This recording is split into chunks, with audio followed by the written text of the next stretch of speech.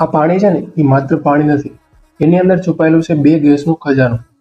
આજે આપણે વીજળીની મદદથી પાણીનું વિઘટન કરીશું. તો જો અહીંયા આપણી પાસે છે પાણી, બે ગ્રેફાઇટ ઇલેક્ટ્રોડ, એમાં આપણે ખાવાના સોડા નાખ્યા અને બીજું છે આપણી પાસે 9 વોલ્ટની બેટરી. આમાંથી હવે આપણે વિદ્યુત પસાર કરીશું.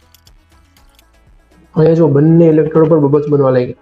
હાઇડ્રોજન કેથોડ પર બને છે અને ઓક્સિજન એનોડ ઉપર બને છે.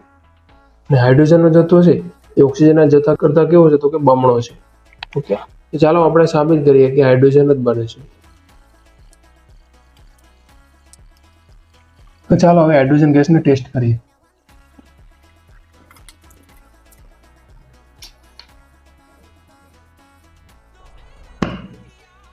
જો એક પોપ સાઉન્ડ આવ્યું અને પોપ સાઉન્ડ સાબિત કરે છે કે આ હાઇડ્રોજન ગેસ બને છે. પાણી છે એ માત્ર લિક્વિડ નથી, પણ એ હાઇડ્રોજન અને ઓક્સિજન ગેસથી બનેલ છે.